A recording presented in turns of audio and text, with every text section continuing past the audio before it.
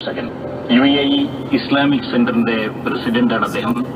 KNM ദവാ സമിതി നേതാവാണ്. മുജാഹിദ് പ്രസ്ഥാനത്തിന്റെ സമുന്നത നേതാവാണ് അദ്ദേഹം. ഹ്രസ്വ സന്ദർശനാർത്ഥം ഖത്തറിലെത്തിയിരിക്കുകയാണ്. നമ്മുടെ ക്ഷണം സ്വീകരിച്ച് ഇപ്പോൾ സ്റ്റുഡിയോയിലും അദ്ദേഹത്തെ വിനയപൂർവ്വം സ്വാഗതം ചെയ്യുന്നു. സ്വാഗതം സർ. കേരളത്തിലെ അറിയപ്പെടുന്ന ഒരു വലിയ പ്രസ്ഥാനത്തിന്റെ, കേരളത്തിലെന്നല്ല ലോകത്തിന്റെ വിവിധ ഭാഗങ്ങളിൽ അറിയപ്പെടുന്ന ഒരു വലിയ പ്രസ്ഥാനത്തിന്റെ, കേരളത്തിലെ ശ്രദ്ധേയനായ ഒരു പ്രഭാഷകൻ എന്ന നിലയിൽ അങ്ങയോട് ചോദിക്കട്ടെ, ജാമിയ അൽ ഹിന്ദ് അൽ ഇസ്ലാമിയ മലപ്പുറത്ത് സ്ഥാപിക്കാനിരിക്കുന്ന ഒരു വലിയ പ്രസ്ഥാനമാണ്. അതിന്റെ പ്രചരണ ഭാഗമായിട്ടാണ് അങ്ങിവിടെ ഖത്തറിലെത്തിയിരിക്കുന്നത് എന്ന് മനസ്സിലാക്കാൻ കഴിയുന്നു. ഈ പ്രസ്ഥാനത്തിന്റെ പ്രവർത്തന കാര്യങ്ങളെ കുറിച്ച് കുറച്ച് കാര്യങ്ങളൊന്ന് വിശദീകരിക്കാം. കേരളത്തിലെ ഏറ്റവും വളരെയേറെ ഈ അല്പകാലങ്ങൾ കൊണ്ട് തന്നെ ശ്രദ്ധയാകർഷിച്ചിട്ടുള്ള ഒരു മത കലാലയമാണ് ജാമിയ അൽ ഹിന്ദ് അൽ ഇസ്ലാമിയ.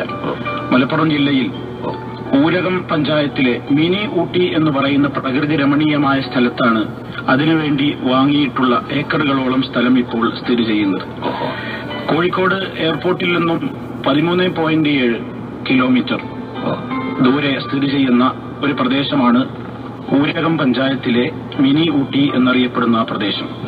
ഇപ്പോൾ ജാമിയ അൽ ഹിന്ദ് അൽ ഇസ്ലാമിയ പ്രവർത്തിച്ചുകൊണ്ടിരിക്കുന്നത് പെരിന്തൽമണ്ണക്കടുത്ത് ചെറുകര എന്ന് പറയുന്ന പ്രദേശത്തുള്ള ഒരു ബിൽഡിംഗിലാണ്. താൽക്കാലികമായി ഇപ്പോൾ ആ സ്ഥാപനം 1.5 വർഷമായി പ്രവർത്തിച്ചുകൊണ്ടിരിക്കുന്നത്. സെക്കൻഡറി വിദ്യാഭ്യാസം പൂർത്തിയാക്കിയിട്ടുള്ള അഥവാ 10ാം ക്ലാസ് പഠനം പൂർത്തിയാക്കിയിട്ടുള്ള ആൺകുട്ടികൾക്ക് വേണ്ടിയാണ് ഇപ്പോൾ ആ സ്ഥാപനം നടന്നുകൊണ്ടിരിക്കുന്നത്. ഇൻഷാ അല്ലാഹ് ഭാവിയിൽ സ്ത്രീകൾക്ക് കൂടി, പെൺകുട്ടികൾക്ക് കൂടി ഈ കലാലയത്തിൽ സംവിധാനം ഒരുക്കുവാനുള്ള ആലോചനകൾ ഇതിന്റെ പ്രത്യേകമായ പദ്ധതികളിൽ ഒരു പദ്ധതിയാണ്. സർ, ഇതിന്റെ പ്രവർത്തന മേഖലകൾ, വിദ്യാഭ്യാസപരമായിട്ടുള്ള കാര്യങ്ങൾ മാത്രം, അതിന്റെ അക്കാഡമിക് സൈഡിനെ കുറിച്ചൊക്കെ? അതായത് ഇന്ന് ഏറ്റവും കൂടുതൽ സമൂഹത്തിൽ പ്രശ്നങ്ങൾ കാണുന്നത് യഥാർത്ഥമായ വിജ്ഞാനത്തിന്റെ കുറവാണ്. ആ വിജ്ഞാനം ശരിയായ രീതിയിൽ ഏതൊരു മതത്തിന്റെയും അതിന്റെ വിജ്ഞാനം ആർജിച്ചെടുക്കേണ്ടത് അതിന്റെ ശരിയായ സോഴ്സുകളിൽ നിന്നാണ്. അത് പരിശുദ്ധ ഖുർആൻ, അതുപോലെ തന്നെ ആ ഖുർആനിന്റെ ആധികാരിക വ്യാഖ്യാതാവായ മുഹമ്മദ് നബി സല്ലല്ലാഹു അലൈഹി വസല്ലമിന്റെ തിരുചര്യകൾ, അത് കൃത്യമായി ആ വിശുദ്ധ ഖുർആനും തിരുസുന്നത്തും ആദ്യമായി കേൾക്കുവാൻ അവസരം കിട്ടിയ തലമുറയായ പ്രവാചക ശിഷ്യന്മാരായ സഹാബക്കൾ മനസ്സിലാക്കിയതുപോലെ മനസ്സിലാക്കുകയും അത് സമൂഹത്തിലേക്ക് കൃത്യമായി തന്നെ പ്രചരിപ്പിക്കുകയും അതിന്റെ ജീവിക്കുന്ന മാതൃകകളായി ഈ സമൂഹത്തിന് നേതൃത്വവും അതുപോലെ തന്നെ മാതൃകയുമായി ജീവിക്കാവുന്ന നല്ലൊരു തലമുറയെ ഈ സമൂഹത്തിന് സംഭാവന ചെയ്യുകയും ചെയ്യുക എന്ന ഏറ്റവും വലിയ ഉദാത്തമായ ലക്ഷ്യമാണ് ജാമിയ ലക്ഷ്യം വെക്കുന്നത്. അതിന്റെ കീഴിൽ ശറഈയ കോളേജ് എന്ന പേരിൽ പ്രത്യേകമായി പരിശുദ്ധ ഖുർആനിന്റെയും തിരുസുന്നത്തിന്റെയും ആധികാരികമായ നിലക്ക് തന്നെയുള്ള പഠനങ്ങൾക്ക് വേണ്ടിയുള്ള ശറഈയ കോളേജാണ് ഇപ്പോൾ ആരംഭിച്ചിട്ടുള്ളത്. അതുപോലെ തന്നെ ദഅ്വ കോളേജ്, അതുപോലെ സ്കൂൾ ഓഫ് ഖുർആൻ എന്ന് പറഞ്ഞാൽ ചെറുപ്പത്തിൽ തന്നെ മതപഠനത്തിന് ഒരിക്കലും സൗകര്യം കിട്ടിയിട്ടില്ലാത്ത ഒരുപാട് വിദ്യാർത്ഥികൾക്ക് അവരുടെ ഏത് മേഖലയിലാണ് അവരുടെ പ്രത്യേകമായ കഴിവുകൾ എത്തിയിട്ടുള്ളതെങ്കിൽ അവിടെ മുതൽക്ക് അങ്ങോട്ട് തന്നെയും മതപരമായ വിജ്ഞാനങ്ങൾ അവർക്ക് നൽകുവാനുള്ള സ്കൂൾ ഓഫ് ഖുർആൻ എന്ന പേരിലുള്ള സംവിധാനം, അത് ഇന്ത്യയിലും വിദേശ രാജ്യങ്ങളിലുമൊക്കെയായി 10-20 കേന്ദ്രങ്ങൾ നമ്മൾ തുറന്ന് പ്രവർത്തിക്കാൻ വേണ്ടി ഉദ്ദേശിക്കുന്നുണ്ട്. അതൊക്കെ ജാമിയയുടെ പദ്ധതികളിൽപ്പെട്ടതാണ്. നേർവഴി കാണിച്ചു കൊടുക്കുന്ന ഒരു വലിയ സംരംഭമായിരിക്കും, വിദ്യാഭ്യാസ സ്ഥാപനമായിരിക്കും ജാമിയ അൽ ഹിന്ദ് അൽ ഇസ്ലാമിയ എന്നർത്ഥം. തീർച്ചയായും ഇൻഷാ അല്ലാഹ്. പുതിയ തലമുറയിലെ ബോധവൽക്കരണം ഉണ്ടാക്കണം എന്ന് അങ്ങ് പറയുന്നു. അപ്പോൾ അതിന്റെ അർത്ഥം പുതിയ തലമുറ വേണ്ടത്ര കാര്യം ഉൾക്കൊണ്ടിട്ടില്ല എന്നല്ലേ? അതെ. അതിന് എന്തൊക്കെ കാര്യങ്ങളാണ് ഉദ്ദേശിക്കുന്നത്? അല്ലെങ്കിൽ പുതിയ തലമുറ വേണ്ടത്രയും കാര്യങ്ങൾ ഉൾക്കൊണ്ടിട്ടില്ല എന്ന് പറയുമ്പോൾ ഇപ്പോഴും പുതിയ തലമുറ അനുഭവിക്കുന്ന പ്രശ്നങ്ങൾ എന്തൊക്കെയാണ് കുഴപ്പങ്ങൾ? ഇന്ന് സമൂഹത്തിൽ കാണുന്ന ഏറ്റവും വലിയ പ്രശ്നം എവിടെയും അരക്ഷിതാവസ്ഥയാണ് കാണുന്നത്. ആരും ആരെയും അനുസരിക്കാൻ തയ്യാറില്ലാത്ത നിലക്കുള്ള അവനവന്റേതായ ഒരു കേന്ദ്രത്തിലേക്ക് ഒതുങ്ങിക്കൂടുന്ന ഒരു പ്രവണത ഇന്ന് സമൂഹത്തിൽ നിലക്കുകയാണ്. പ്രത്യേകിച്ച് ഒരു സമൂഹത്തിൽ നിന്ന് ഏതൊരു വിഭാഗത്തെ എടുത്ത് പരിശോധിച്ച് നോക്കിയാലും വലിയ പ്രശ്നങ്ങൾ എന്ന് കാണുന്നത് മുതിർന്നവരെ ബഹുമാനിക്കുന്നില്ല, അതല്ലെങ്കിൽ മുതിർന്നവരെ വളരെ അവഗണിക്കുന്നു എന്ന ഒരു പ്രത്യേകമായ നിലപാടെന്ന് സമൂഹത്തിലുണ്ട്. ഇസ്ലാമിന്റെ കാഴ്ചപ്പാടനുസരിച്ച് ഒരു മക്കളോട്, അതല്ലെങ്കിൽ സന്താനങ്ങളോട് ഏറ്റവും അവരുടെ സൃഷ്ടാവായ അള്ളാഹുവിനോടുള്ള കടമകൾ കഴിഞ്ഞാൽ സൃഷ്ടികളിൽ അവർ ഏറ്റവും കൂടുതൽ ഏറ്റവും ഉന്നതമായ ഇടപെടലുകളും സ്വഭാവ മൂല്യങ്ങളും കാത്തുസൂക്ഷിക്കേണ്ടത് അവരുടെ മാതാപിതാക്കളോടാണെന്നാണ് പരിശുദ്ധ ഖുർആൻ പറയുന്നത്. വളരെ ശരിയാണ്. മാതാവിന്റെ പാദങ്ങളിൽ സ്വർഗത്തിന്റെ ആരംഭം എന്ന അർത്ഥം വരുന്ന വചനങ്ങളാണ് പ്രവാചകൻ സല്ലല്ലാഹു അലൈഹി വസല്ലം ഈ ലോകത്തിന്റെ മാനവരാശിക്ക് മുഴുവനും സമർപ്പിച്ചിട്ടുള്ളത്. ഇതിപ്പോ അടുത്ത ദിവസങ്ങളിലായിട്ട് നമ്മളെല്ലാവരും മീഡിയകളിലൂടെ ശ്രദ്ധിച്ചിട്ടുണ്ടാകും. 5 മക്കളുള്ള ഒരമ്മ, ആ അമ്മയെ പെരുവഴിയിൽ തള്ളിയിട്ട് 5 മക്കളും ഞങ്ങൾക്ക് ഈ തള്ളയെ നോക്കാൻ കഴിയില്ല, ഞങ്ങൾക്കൊക്കെ ഞങ്ങളുടേതായ പ്രത്യേകമായ ഈ ജോലി തിരക്കുകളുണ്ടെന്ന് പറഞ്ഞ് അവരെ ഇന്ന് സമൂഹത്തിലെ ആളുകൾ ഏറ്റെടുക്കേണ്ടുന്ന ഒരു ദുരന്തം. ഏറ്റവും വേദനിപ്പിക്കുന്ന ഒരു കാര്യം നടതള്ളൽ എന്ന് പറയുന്നത്. അതെ, ഇന്ന് സമൂഹത്തിൽ ആളുകൾ ചിന്തിക്കുന്നത് യൂസ് ആൻഡ് ത്രോ എന്നുള്ളൊരു തത്വമാണ്. ഉപയോഗിക്കുക, വലിച്ചെറിയുക. വാസ്തവത്തിൽ അങ്ങനെയല്ലല്ലോ. നമുക്ക് ഏറ്റവും കൂടുതൽ നമ്മെ ഏറ്റവും താരാട്ടി പാലൂട്ടി ഓമനിച്ച് വളർത്തി കൈ വളരുന്നു കാല് വളരുന്നു എന്ന നിലക്ക് വലിയ പ്രതീക്ഷയോടുകൂടി വളർത്തിയുണ്ടാക്കിയ അവരെ നടതള്ളലായാലും അതല്ലെങ്കിൽ മറ്റേതെങ്കിലും നിലക്കുള്ള അവഗണനയായാലും ഒരിക്കലും പൊറുക്കില്ല എന്ന ഒരു വലിയ മെസ്സേജ് നമ്മുടെ പുതിയ തലമുറക്ക് കിട്ടേണ്ടതുണ്ട്. അതുപോലെ തന്നെ ഇന്ന് സമൂഹത്തിൽ കാണുന്ന ഏറ്റവും വലിയ ഒരു ദുരന്തം സോഷ്യൽ മീഡിയകൾ എന്ന് പറയുമ്പോൾ ഇന്ന് സമൂഹത്തിന് വലിയ ഉപകാരമുള്ളൊരു മേഖലയാണ് സോഷ്യൽ മീഡിയകൾ. ഇന്ന് ആഗോള തലത്തിൽ തന്നെ നമുക്കിന്ന് ആരുമായും സംവദിക്കാനും സംസാരിക്കാനും കണ്ട് സംസാരിക്കാനും വീഡിയോ ചാറ്റിംഗ് നടത്താനും കാര്യങ്ങൾ പരസ്പരം ആശയവിനിമയങ്ങളും സ്നേഹപ്രകടനങ്ങളൊക്കെ നടത്താനുമുള്ള ഉന്നതമായ ഒരു മേഖലയാണ് ഇന്നത്തെ സോഷ്യൽ നെറ്റ്വർക്കുകളും സോഷ്യൽ മീഡിയകളും. പക്ഷേ ഇന്നത് ദുരുപയോഗപ്പെടുത്തിക്കൊണ്ടിരിക്കുകയാണ്. വളരെ മോശമായ നിലക്ക് വ്യക്തിഹത്യ നടത്തുവാനും അതുപോലെ തന്നെ തീവ്രവാദ ഭീകരവാദ പ്രചരണങ്ങൾ നടത്തുവാനും ഇല്ലാത്ത കെട്ടുകഥകൾ സാമുദായികമായ മേഖലകളിൽ പറഞ്ഞ് പ്രചരിപ്പിച്ച് സമുദായത്തികൾക്കിടയിൽ സ്പർദ്ധയുണ്ടാക്കി തീർക്കുവാനും ഒക്കെ ശ്രമിക്കുന്ന തീവ്ര ഭീകരവാദത്തിന്റെ ഭാഗങ്ങൾ ഒരു വശത്ത്.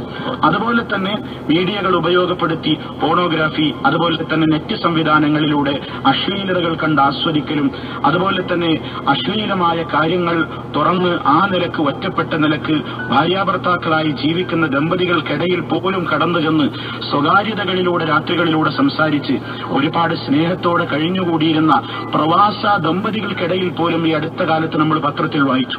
നാട്ടിലേക്ക് ഭർത്താവ് തിരിച്ചെത്തി നോക്കുമ്പോൾ ഭാര്യ മറ്റൊരാളുടെ കൂടെ പോവുകയാണ്. എല്ലാം നമുക്ക് അനുഗ്രഹിച്ചു തന്നിട്ടുള്ള ഈ ആധുനികമായ മീഡിയകൾ, അത് മൊബൈലാണെങ്കിലും നെറ്റ്വർക്ക് മറ്റ് സംവിധാനങ്ങളാണെങ്കിലും അതൊക്കെ ഇന്ന് ദുരുപയോഗം ചെയ്യുന്ന ഒരവസ്ഥ. വാസ്തവത്തിൽ തന്നെ സൃഷ്ടിച്ച സൃഷ്ടാവായ അള്ളാഹു ഇതെല്ലാം കാണുന്നു, കേൾക്കുന്നു, അറിയുന്നു എന്ന ഒരു ബോധം മനുഷ്യ മനസ്സുകളിൽ നിന്ന് നഷ്ടപ്പെട്ടതിന്റെ ദുരന്തമായിട്ടാണ് നാം മനസ്സിലാക്കുന്നത്. ഒരു ദുരന്തത്തിന്റെ വാതിൽക്കലാണ് കഴിഞ്ഞ 10 വർഷത്തിനകം.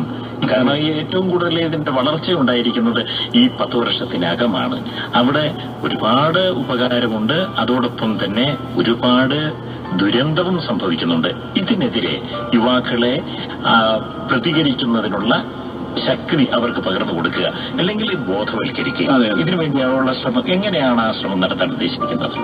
യുവസമൂഹത്തിൽ കൃത്യമായി തന്റെ ലക്ഷ്യത്തിലേക്ക് മനുഷ്യൻ മടങ്ങുക എന്നുള്ളതാണ് ഏറ്റവും പരമപ്രധാനമായ കാര്യം. താൻ എവിടെ നിന്ന് വന്നു, എന്തിനു വേണ്ടി ഈ ഭൂമിയിൽ ജീവിക്കുന്നു, ഇനി തന്റെ മരണാനന്തരം താൻ എവിടെ പോകുന്നു, ആരുടെ മുമ്പിൽ തന്റെ ജീവിതത്തിന്റെ ഇന്നലകളുടെ കൃത്യമായ കണക്കുകൾ ബോധ്യപ്പെടുത്തണം എന്ന കൃത്യമായ ബോധവൽക്കരണം സമൂഹത്തിൽ ഉണ്ടായിക്കഴിഞ്ഞാൽ തന്നെ എപ്പോഴും ഉറങ്ങാതെ മയങ്ങാതെ നിരീക്ഷിച്ചുകൊണ്ടിരിക്കുന്ന, തന്നെ പിന്തുടർന്നുകൊണ്ടിരിക്കുന്ന ഉണർന്നിരിക്കുന്ന കണ്ണുകൾ അള്ളാഹു എല്ലാം കാണുന്നു, എല്ലാം അറിയുന്നു, എല്ലാം അവൻ കണ്ടും കേട്ടും ആരിൽ നിന്ന് മറച്ചുവെക്കാൻ സാധിച്ചാലും തന്നെ സൃഷ്ടിച്ച സൃഷ്ടാവിന്റെ ദൃഷ്ടിയിൽ നിന്ന് മാറി നിന്നുകൊണ്ട് ഒരു പ്രവർത്തനങ്ങളും ചെയ്യാൻ തനിക്ക് സാധ്യമല്ല എന്ന ഒരു ബോധം വളർന്നുവരുന്ന തലമുറയിൽ ഉണ്ടാക്കിയെടുക്കലല്ലാതെ നിവൃത്തിയില്ല.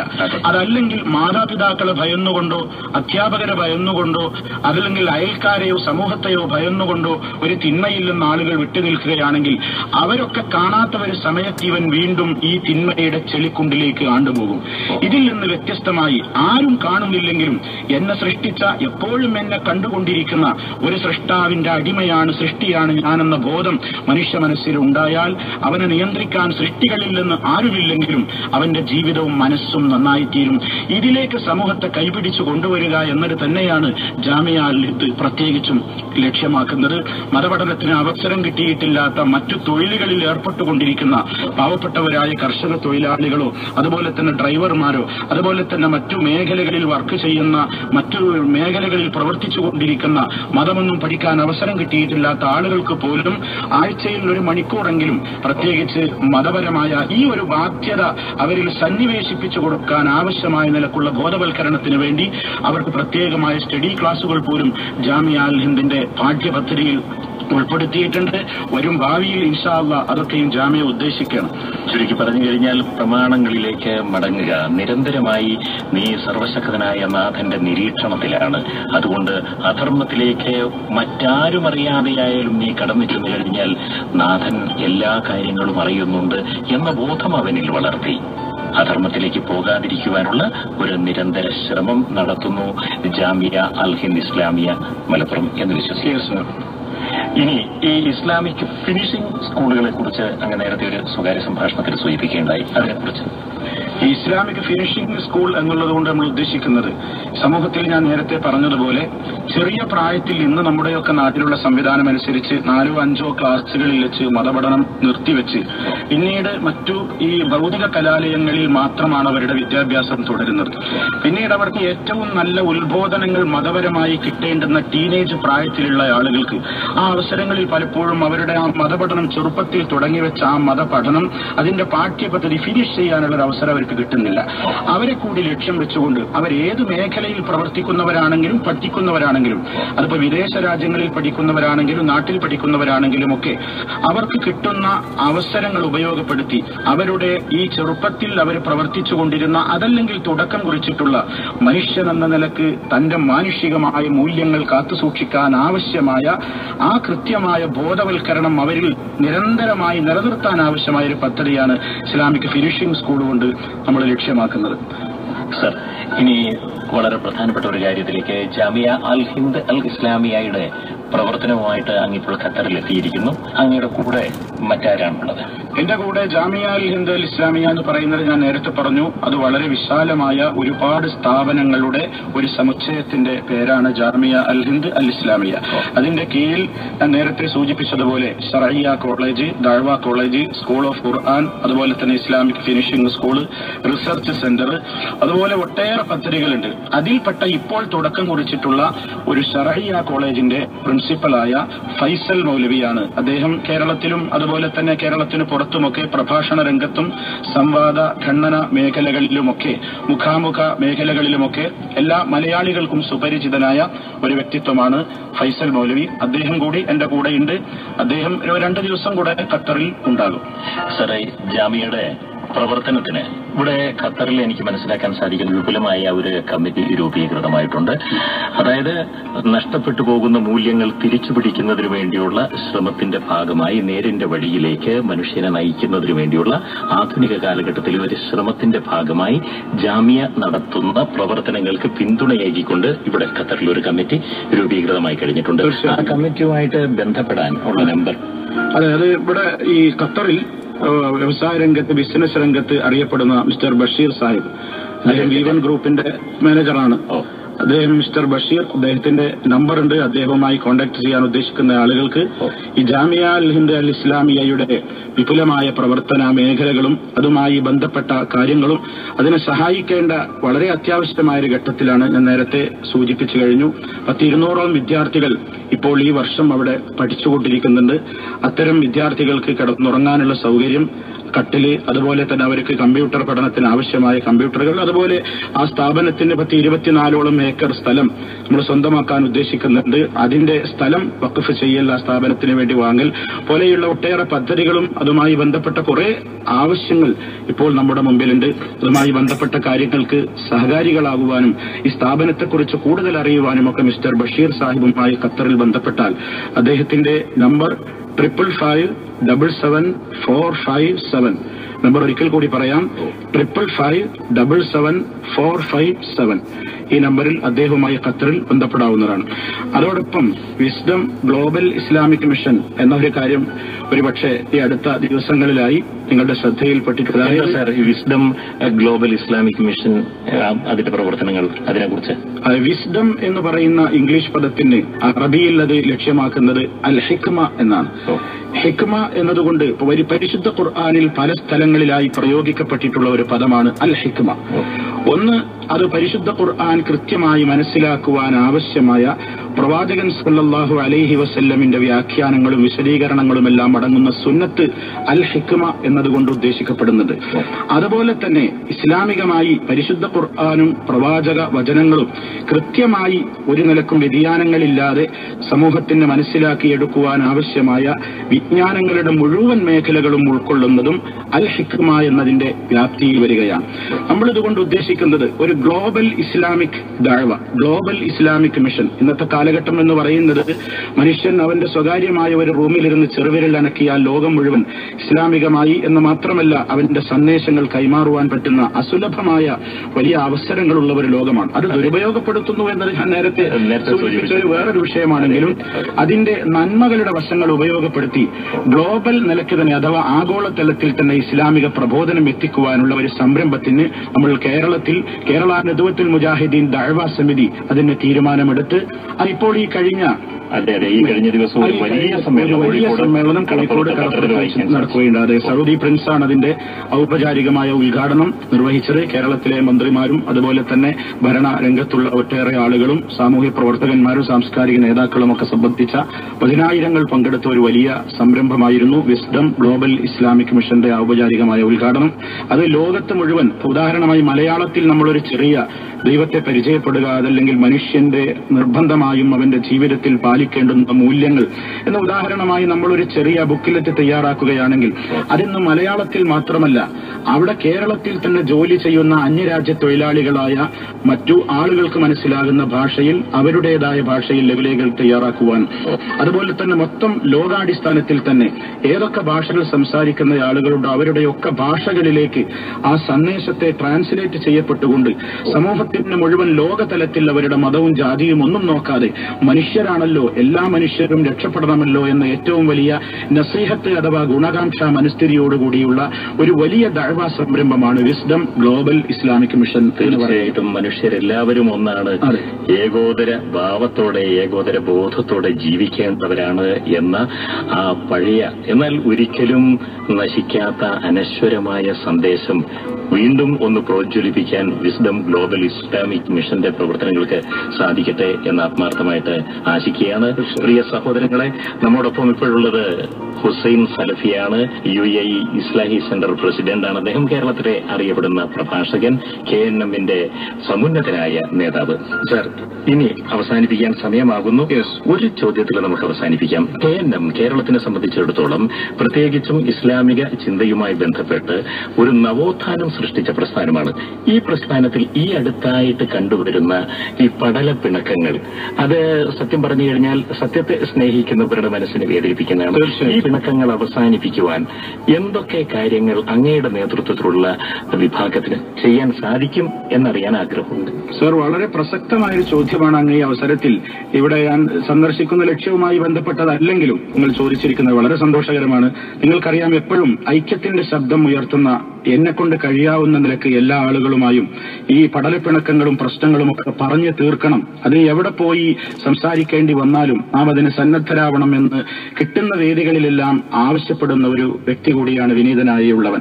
പ്രത്യേകിച്ച് ഈ സംഘടനയുടെ കഴിഞ്ഞ ഒരു സമ്മേളനത്തിൽ അഴിഞ്ഞിലത്ത് വെച്ച് നടന്ന ഈ പിളർപ്പിന്റെ തൊട്ട് മുമ്പ് നടന്ന ഒരു വലിയ സമ്മേളനത്തിൽ, ആ സമ്മേളനത്തിന്റെ ശനിയാഴ്ചത്തെ ആ സമ്മേളനത്തിന്റെ അവസാന സമയത്ത് എനിക്ക് കിട്ടിയ അവസരത്തിൽ അത് ഞാൻ എന്റെ ശ്രോതാക്കളോട് പറയുകയാണ്.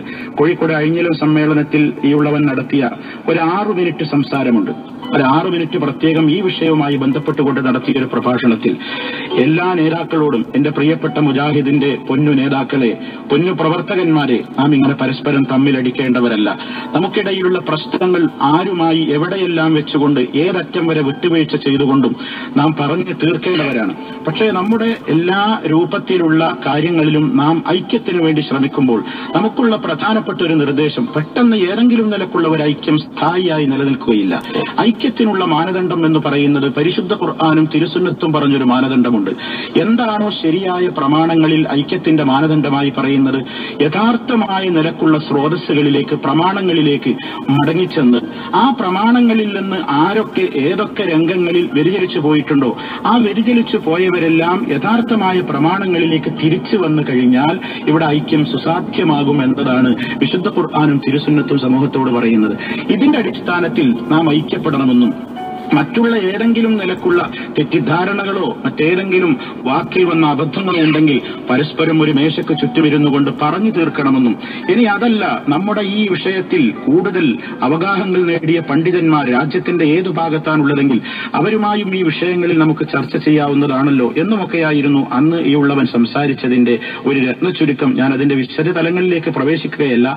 നമ്മളെല്ലാവരും ഇപ്പോഴും ആഗ്രഹിക്കുന്ന ഒരു കാര്യമാണ് ഇത്തരത്തിലുള്ള പ്രശ്നങ്ങളെല്ലാം പ്രമാണങ്ങളുടെ വെളിച്ചത്തിൽ പറഞ്ഞു തീർത്ത്, എന്താണോ പ്രമാണങ്ങൾ ഈ വിഷയങ്ങളിൽ ഭിന്നതയുള്ള വിഷയങ്ങളിലൊക്കെ പറയുന്നതെങ്കിൽ ആ പ്രമാണങ്ങളിലേക്ക് എല്ലാവരും വളരെ വിനയത്തോടുകൂടെ തിരിച്ചു വന്നു കഴിഞ്ഞാൽ മറ്റുള്ളതെല്ലാം താനെ ഉരുകി ഇല്ലാതാകുമെന്ന ഒരു പ്രതീക്ഷയാണ് നമ്മുടെയൊക്കെ മനസ്സിലുള്ളത്. ആ അള്ളാഹു ഒരുമിക്കുവാനുള്ള ഒരു മേഖല തുറന്നു തരാൻ സർവശക്തനായ അള്ളാഹുവിന്റെ എല്ലാ തൗഫീഖും ഉണ്ടാകട്ടെ എന്നുകൂടി ആത്മാർത്ഥമായി ഈ വേളയിൽ ഒരുപാട് ആളുകൾ കേൾക്കുന്ന ഒരു സന്ദേശം എന്ന നിലയ്ക്ക് എല്ലാവരുടെയും പ്രാർത്ഥനയിൽ ഉണ്ടാകണമെന്ന് കൂടി ഉണർത്തുകയാണ്.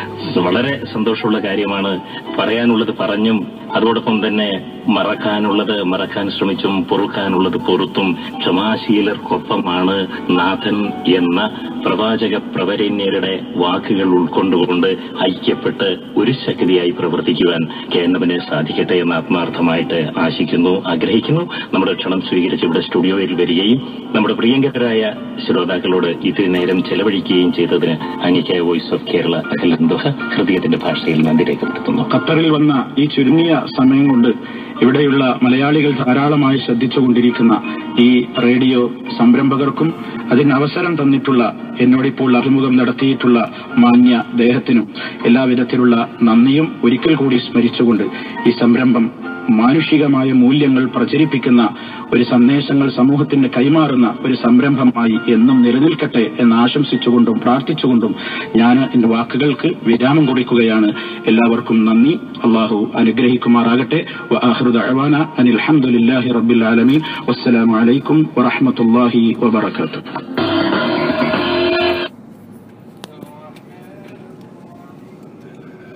എല്ലാം വന്നല്ലോ. നല്ല ചോദ്യങ്ങളാണല്ലോ. ഒന്ന് കുഴപ്പമില്ലായിരുന്നു കേട്ടോ.